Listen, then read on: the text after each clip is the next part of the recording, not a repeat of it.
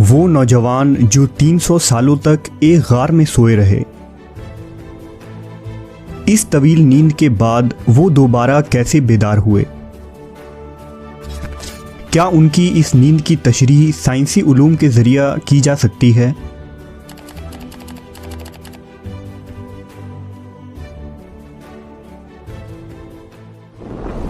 ये वाक़या उस ज़माने का है जब ईसा अलैहिस्सलाम के बाद अहले इंजील बुत परस्ती में मुब्तला हो चुके थे। रोम की ईसाई हुकूमत भी मुख्तलिफ बुतों की पूजा किया करती थी और दूसरों को भी इस अमल पर मजबूर किया करते। उस दौर में दकियानूस नामी एक बादशाह की हुकूमत थी जो बड़ा जालिम था। जो कोई भी बुत परस्ती पर राज़ी न होता वो उसे कत्ल कर डालता था। उस शहर में जिसका नाम अफसोस था, कुछ नौजवान रहा करते थे जो ईमान वाले और नेक लोग थे। जब दकियानूस को उनके ईमान का पता चला तो उन्हें दरबार में बुलाया और उन्हें मजबूर किया कि वो बुतों की पूजा करें, लेकिन उन्होंने शिर्क करने से इनकार कर दिया। बादशाह ने उनसे कहा कि मैं तुम्हें कुछ दिन की मोहलत देता हूँ, तुम अपने दीन से बाज आ जाओ वरना मैं तुम्हें कत्ल कर दूंगा। चूँकि वो बादशाह और उसके फ़ौज से लड़ने की ताकत न रखते थे, लिहाजा वो रातों रात शहर छोड़कर भाग गए। शहर से निकलकर वो एक पहाड़ के करीब गार में जाकर छुप गए और वहीं सो गए। दकियानूस ने जब उन लोगों को तलाश करवाया तो मालूम हुआ कि ये लोग उस गार में मौजूद हैं। लिहाजा उसने हुक्म दिया कि गार को एक मजबूत दीवार से बंद कर दिया जाए ताकि ये लोग अंदर ही मर जाएं। अल्लाह की तरफ से ये मुआजिज़ा हुआ कि ये लोग गार के अंदर इसी हालत में सोते रहे और इस तरह 300 साल का अरसा गुजर गया, लेकिन ना उनके जिस्म ख़राब हुए, ना उनको मौत आई और ना ही वो नींद से बेदार हुए। अब 300 सालों बाद दकियानूस की हुकूमत का ख़ात्मा हो चुका था। कई बादशाह और हुकूमतें आईं और चली गईं, यहाँ तक कि रोमी सल्तनत ने भी ईसाईयत इख्तियार कर ली। उसी ज़माने में बेदरूस नामी बादशाह की हुकूमत थी जो एक नेक दिल और इंसाफ पसंद बादशाह था। लेकिन रोम के लोग एक फितने में पड़ चुके थे। दरअसल वो मौत के बाद दोबारा ज़िंदा होने पर यकीन न रखते थे। 300 साल के इस तवील अरसे के बाद जब गार की दीवारें गिर गईं तो ये नौजवान नींद से बेदार हुए। उन्होंने एक दूसरे को सलाम किया। उन्होंने एक दूसरे से कहा कि शायद हम यहाँ एक दिन या इससे कुछ कम मुद्दत सोए रहे। उन्हें शदीद भूख लगी थी, लिहाजा उन्होंने अपने एक साथी जिसका नाम यमलेखा था उसे बाजार भेजा ताकि वो उनके लिए खाना लाएं। यमलेखा अपने ज़माने के सिक्के को लेकर शहर में आए और बाज़ार में मौजूद एक दुकानदार को दिया ताकि कुछ नान खरीदें। लेकिन जब दुकानदार ने सिक्के को देखा तो उसे शक हुआ कि शायद इस शख्स को कोई पुराना ख़जाना मिल गया है। लिहाजा उसने यमलेखा को बादशाह के सिपाहियों के हाथ पकड़वा दिया। सिपाहियों ने जब यमलेखा से ख़जाने के मुताल्लिक पूछा तो उन्होंने बताया कि ये मेरा ही सिक्का है। फिर उन्होंने दकियानूस बादशाह के बारे में पूछा तो सिपाहियों ने जवाब दिया कि इस नाम का कोई बादशाह नहीं है, लेकिन सैकड़ों साल पहले इस नाम का एक बुत परस्त बादशाह गुजरा है। यमलेखा हैरान और परेशान थे। उन्होंने बताया कि हम कल ही इस शहर से अपना ईमान और जान बचाकर भागे थे और मेरे साथी करीब के एक गार में छुपे हैं। सिपाही और बहुत सारे लोग यमलेखा के साथ उस गार के करीब गए। वहां पहुंचकर लोगों ने वाकई उन नौजवानों को देखा। इसकी खबर जब बादशाह बेदरूस को हुई तो वो भी फ़ौरन उमरा और उलमा के साथ गार की तरफ आया।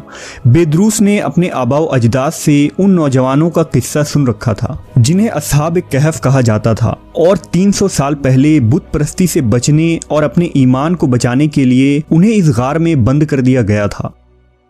बेदरूस ने जब उन्हें देखा तो सजदे में गिर पड़ा और अल्लाह का शुक्र अदा किया कि लोगों के लिए ऐसी निशानी जाहिर फरमाई कि अब इंसानों को मौत के बाद दोबारा ज़िंदा होने का यकीन ज़रूर आ जाएगा। इसके बाद अस्हाब कहफ ने लोगों को खैराबाद कहा, बादशाह को दुआ दी और वापस गार में जाकर सो गए और इसी हालत में अल्लाह ने उन्हें मौत दे दी। बिलाशुबा अस्हाब कहफ का इतनी लंबी मुद्दत तक गार में सोए रहना अल्लाह की तरफ से एक मुआजिज़ा था। लेकिन सवाल ये उठता है कि इंसान 300 सालों तक कैसे सोकर ज़िंदा रह सकता है और इस दौरान उनका जिस्म कैसे महफूज रहा। लेकिन जदीद साइंस की नई तहकीक और दरियाफ्त असहाब कहफ के इस वाक़े की सदाकत करती है और हैरान कर देने वाली तशरीह बयान करती है।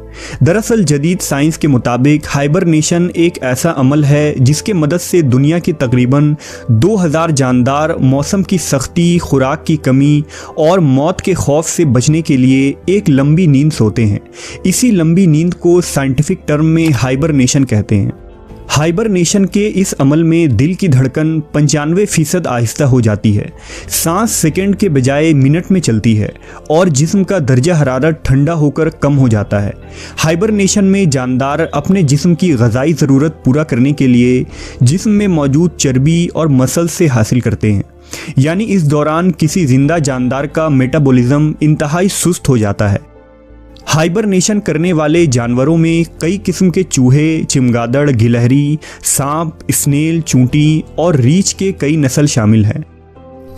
हाइबरनेशन करने वाले जानदार बहुत ज़्यादा खाते हैं ताकि मोटे होकर अपने जिस्म के अंदर चर्बी बना लें, जो उन्हें लंबी नींद के दौरान तवानाई दे। आमतौर पर जानदार हाइबरनेशन के इस अमल को सर्दियों के मौसम में करते हैं, क्योंकि इस मौसम में ग़िज़ा और शिकार कम हो जाती है। आज तक सबसे लंबा हाइबरनेशन करने वाला जानदार एक चिमगादड़ है, जो 344 दिन यानी तकरीबन 1 साल तक बिना खाए पिए सोए रहा।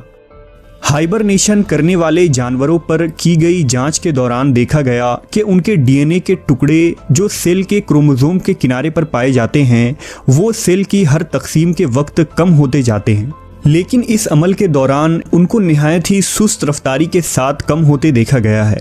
ये सारी बातों को आसान लफ्ज़ों में कहें तो हाइबरनेशन के दौरान जानवरों की उम्र तकरीबन बढ़ना रुक जाती है। इंसानी तहजीब की अगली सदी स्पेस ट्रैवल की सदी होने वाली है, जिसमें साइंस इस चीज़ को मुमकिन बनाने की कोशिश करेगी कि हम इंसान पहले चांद, फिर मार्स और फिर सोलर सिस्टम के दूसरे प्लैनेट्स पर इंसानी आबादी बसाएं। लेकिन इन सैयारों तक पहुंचने के लिए इंसान को महीनों बल्कि सालों का वक्त लग जाएगा। लिहाजा इतने लंबे सफ़र को मुमकिन बनाने के लिए हाइबरनेशन के इस तरीके का इस्तेमाल ही सबसे मौजू है, जिसमें इंसानों को उन स्पेस शिप्स के अंदर इस लंबे सफ़र के दौरान कई सालों तक बेहद कम ग़िज़ा देकर एक तरह के डीप फ्रीज में रखा जा सकता है और फिर दूसरे सैयारों पर पहुंचने के बाद इंसान हाइबरनेशन के इस प्रोसेस से बाहर निकलेगा। साइंटिस्ट कई सालों से इंसानों को हाइबरनेट करने की कोशिश कर रहे हैं। नासा और ईएसए जैसे स्पेस एजेंसी हाइबरनेशन के तरीकों को ईजाद करने में लगी है।